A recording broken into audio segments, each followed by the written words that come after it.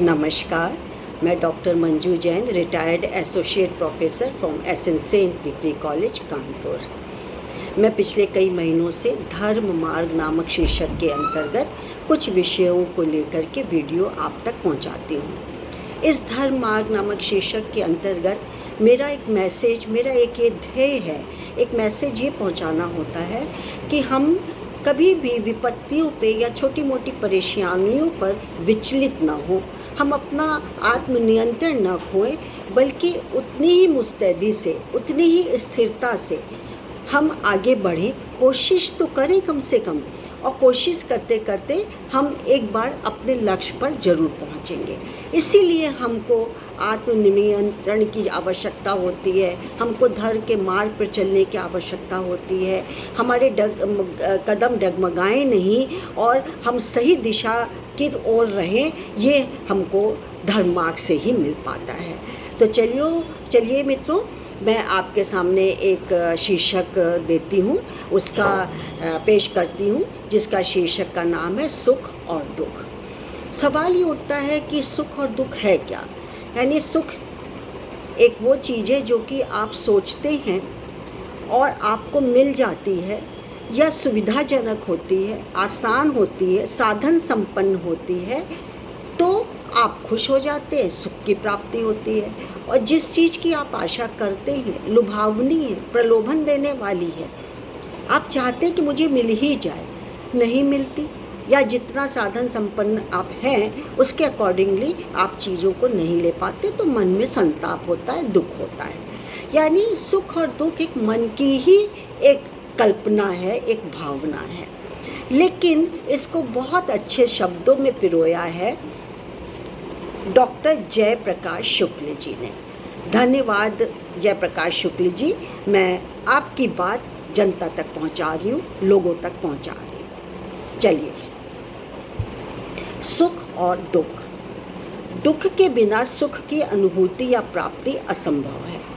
जिसने कभी दुख नहीं देखा, केवल सुख ही सुख देखा है, उसके लिए सुख की कीमत भी क्या होगी, वो नहीं पहचान पाएगा कि दुख क्या है।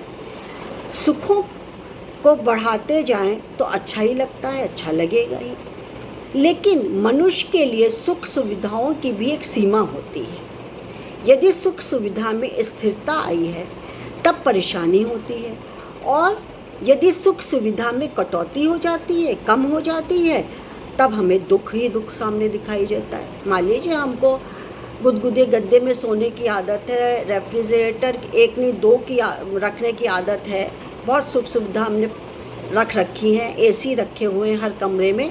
अब किसी कारणवश हमारे को इतनी ज़रूरत नहीं है, या ज़रूरत है भी तो हमारे पास वो है नहीं, अभाव है, कटौती करनी पड़ी, हमें कमी करनी पड़ी, चाहे वो पैसे के अभाव से, चाहे किसी भी कारण से, तो अब हमें दुख पहुंचता है, कष्ट होता है, शरीर को, मन को, दिमाग को कष्ट होता है। किसी से कोई सुविधा छीन लो तो दुख, और सुविधा दे दो तो सुख ही सुख है।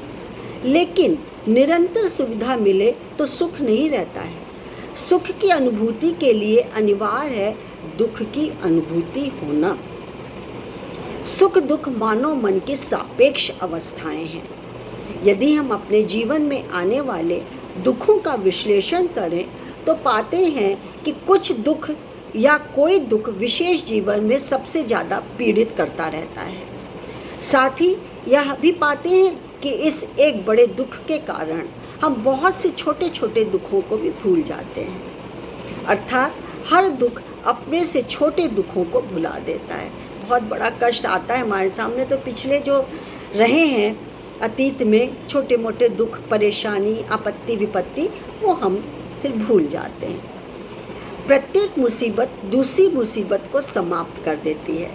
जिसे हम बड़ी मुसीबत मानते हैं, यदि वो ना होती तो इससे छोटी मुसीबत भी कम दुख देने वाली ना होती।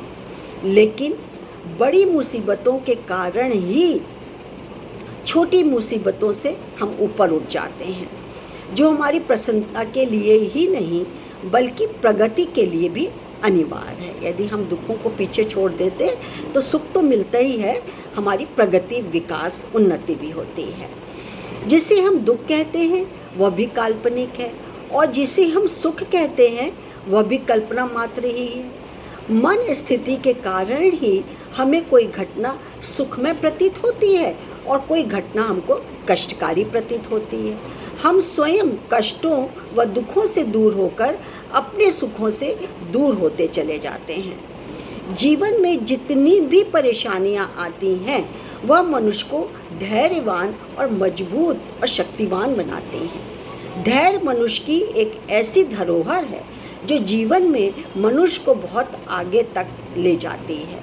इस तरह सुख दुख जीवन में जन्म से मृत्यु तक साथ साथ रहते हैं। एक ऐसी स्थिति न रहने पर मनुष्य अहंकारी नहीं हो पाता और सही गलत का आभास होता रहता है।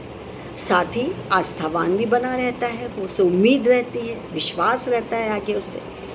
सुख दुख जीवन में धूप छाँव की तरह होते हैं जो आते जाते रहते हैं। कभी सुख आ जाता है तो सुख पीछे हट जाता है, दुख आ जाता है। दुख विपत्ति आती है तो वो भी बहुत दिन तक स्थिर नहीं रहती, अस्थायी होती है, हट जाती है, मिट जाती है, सुख ही सुख प्राप्त हो जाता है। इनके अनुभव से जीवन में सामर्थ्य अर्जित होती है, इस आशा के साथ कि दुख के बाद सुख अवश्य आएगा। आज के लिए इतना ही। धन्यवाद। नमस्कार। अच्छा लगे लाइक करिएगा, शेयर करिएगा।